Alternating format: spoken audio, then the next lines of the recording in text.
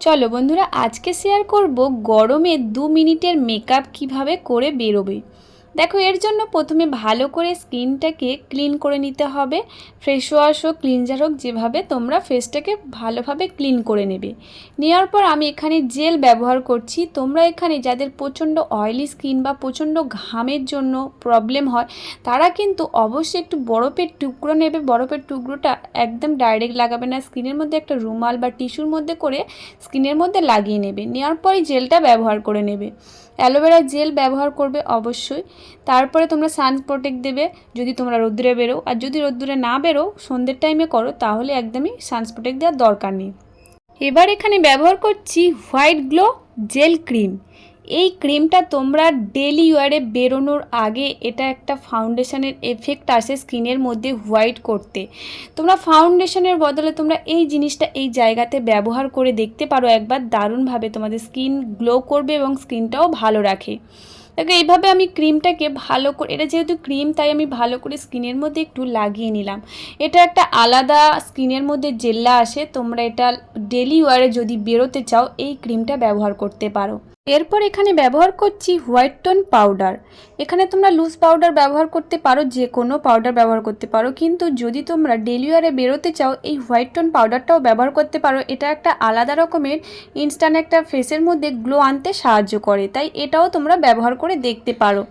দেখো, এইভাবে আমি ফেসের মধ্যে এই পাউডারটাকে, যেভাবে আমরা পাউডার লাগাই সেইভাবে পাউডারটাকে ভালো করে বসিয়ে নেব স্কিনের মধ্যে। নিয়ে তারপরে স্কিনের লাস্টের দিকে একটু ঝেড়ে ফেলে দেবো। যেহেতু এখন প্রচণ্ড গরম, তাই চেষ্টা করবে লুজ পাউডার লাগানোর।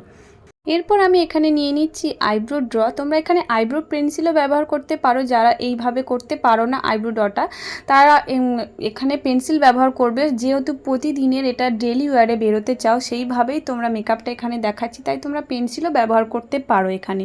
দেখো, আমি এটা লাগানোর পর এখানে এর মধ্যে একটা আঁচড়ানোর ব্রাশ থাকে, সেই আঁচড়ানোর ব্রাশটা দিয়ে আমি আইব্রোটাকে ভালো করে একটু আঁচড়ে নেব, যাতে আরও বেশি আর কি শার্প দেখতে লাগে আইব্রোটা। দেখো, এবার এখানে ব্যবহার করে নেব কাজল। এখানে আমি ব্লু হেভেনের কাজল ব্যবহার করছি। তোমরা এখানে যে কাজল ব্যবহার করো সেটাই ব্যবহার করতে পারো, কিন্তু একটু চেষ্টা করবে সবসময় গরমের সময় ওয়াটারপ্রুফ কাজল ব্যবহার করা। যেহেতু ডেলি ওয়ারে বেরোবে, সেই জন্য একটু ভালো কিছু ব্যবহার করার চেষ্টা করবে। দেখো, এইভাবে পরে নেওয়ার পর আমি এই কাজলটাই দিয়ে আবার এখানে আমি উপর থেকে চোখের ভিতর থেকে আমি চোখের যে পাতার অংশটা থাকে, যে লাইন বরাবর, সেই লাইন বরাবর একটু এটাকে কাজলটাকে দিয়ে নেব। এখানে আমি আইলাইনার ব্যবহার করব না, তোমরা এখানে চাইলে আইলাইনার ব্যবহার করতে পারো। আমি এখানে আইলাইনার ব্যবহার করছি না, তাই এইভাবে আমি একটু টেনে নেব, যাতে আইলাইনার মতো দেখতে লাগে অনেকটা। সেইভাবে একটু আমি এটাকে দিয়ে নেব কাজলটা এর উপরে। এরপর এখানে ব্যবহার করে নিচ্ছি লিপ লাইনার।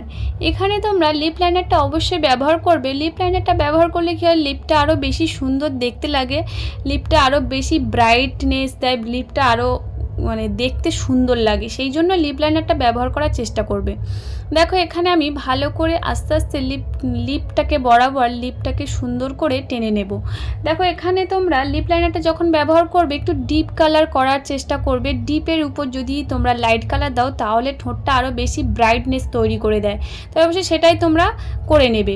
দেখো, এরপর আমি এখানে এই একটা হালকা কালারের পিঙ্ক শেডের, হালকা একটা পিঙ্ক শেডের এখানে ব্যবহার করে নিচ্ছি লিপস্টিকটা। এই লিপস্টিকটা খুবই ভালো ইনসাইটের লিপস্টিক, দারুণ একটা লিপস্টিক, আর আমার তো খুবই পছন্দের একটা লিপস্টিক। তা দেখো, আমি এখানে ভালো করে লিপস্টিকটা এখানে একটু লাগিয়ে নিলাম।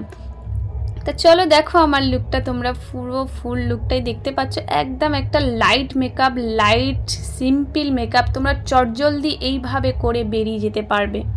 তাহলে দেখো বন্ধুরা, তোমাদের ভিডিওটা কেমন লাগলো আশা করি জানাবে। অবশ্যই যদি ভালো লেগে থাকে চ্যানেলটিকে সাবস্ক্রাইব করে রেখো আরও নতুন নতুন ভিডিও দেখার জন্য। আজ তাহলে এই পর্যন্ত, টাটা বন্ধুরা, ভালো থেকো, সুস্থ থেকো।